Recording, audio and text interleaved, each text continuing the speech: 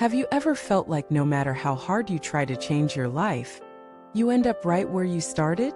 Have you ever wondered why every attempt to start over only leads you deeper into the very patterns you're trying to escape? Welcome back.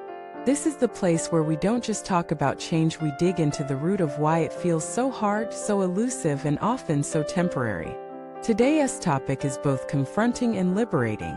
We're going to explore a truth that most people spend their whole lives avoiding. The reason you're stuck isn't because you're weak, lazy, or unlucky. It's because you're holding on to something so tightly, it's defining your very identity. This episode isn't about motivation. It's about realization. Because here's the paradox that most people miss. The harder you try to force change without first releasing your inner attachments, the more trapped you become. Let us begin with a story. There was a man who desperately wanted to be free from suffering.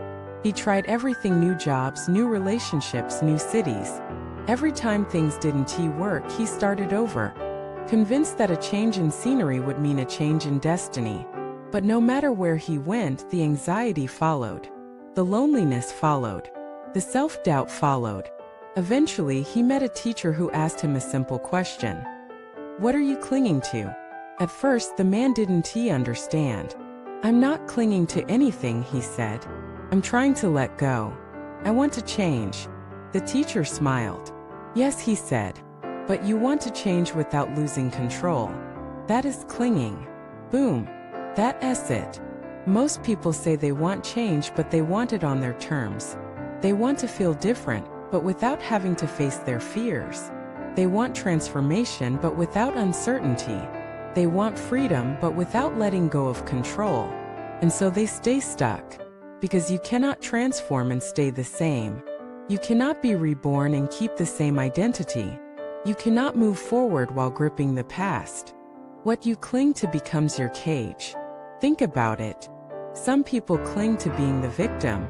They don't want to, but they've built their whole identity around being misunderstood, mistreated, or unlucky. It becomes the lens through which they see every interaction. Every challenge confirms their belief. Every compliment makes them uncomfortable because it doesn't fit their story. Some people cling to being strong. They never ask for help. They suppress emotions. They carry everyone else's pain because it makes them feel needed.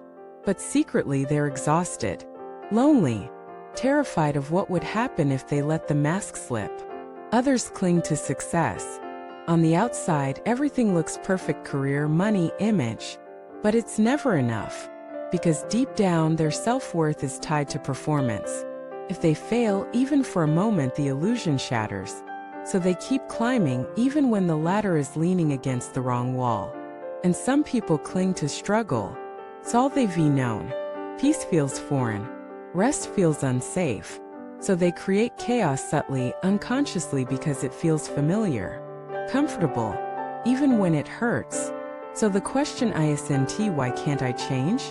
The question is, what am I afraid of losing if I do? That's the real block. That's the hidden cost. Because change always involves grief. You have to grieve the version of yourself that doesn't fit anymore. You have to grieve the roles, stories, and habits that once kept you safe. You have to grieve the approval you'll lose when you stop people pleasing. You have to grieve the identity that made you feel certain, even if it also made you feel stuck. Real transformation is not a glow up. It's a death, and then a rebirth. But here's the good news. What you lose was never who you truly were. It was just a role you played, a mask you wore, a story you told yourself to survive. And now, you don't have to survive anymore. You're allowed to live, to choose, to evolve.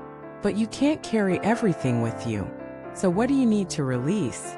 Maybe it's the belief that you're not worthy unless you're productive.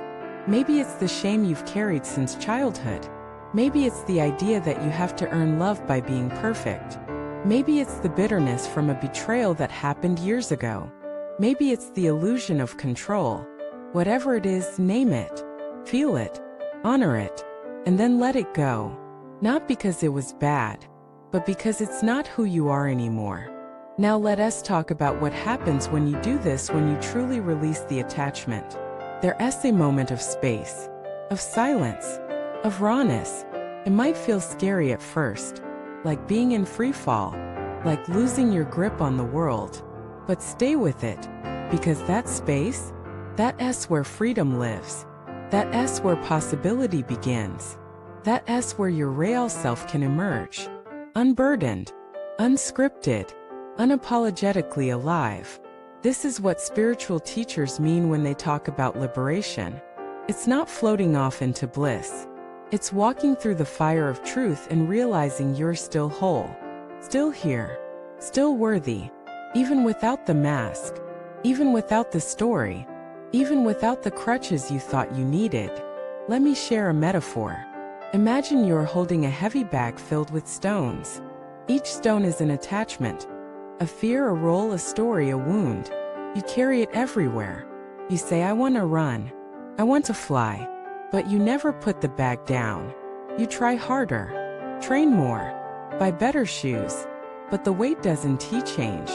Until one day someone asks, what if you don't need the bag? First you resist. But it's mine. It's part of me. I've carried it for so long. But eventually you open the bag. Look inside. See the stones for what they are. And you choose to set it down. Suddenly you feel light, awkward, free, scared, excited, and then you run, you fly, not because you became stronger, but because you became lighter. This is the invitation to stop gripping, to start releasing, to recognize that the life you want is not built on effort alone. It's built on surrender. So today ask yourself, what am I clinging to?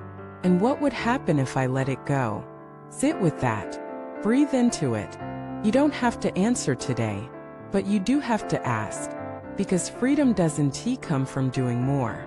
Comes from holding less. Thank you for watching this video. If you felt a shift, if a part of your heart whispered yes during this message, share it in the comments.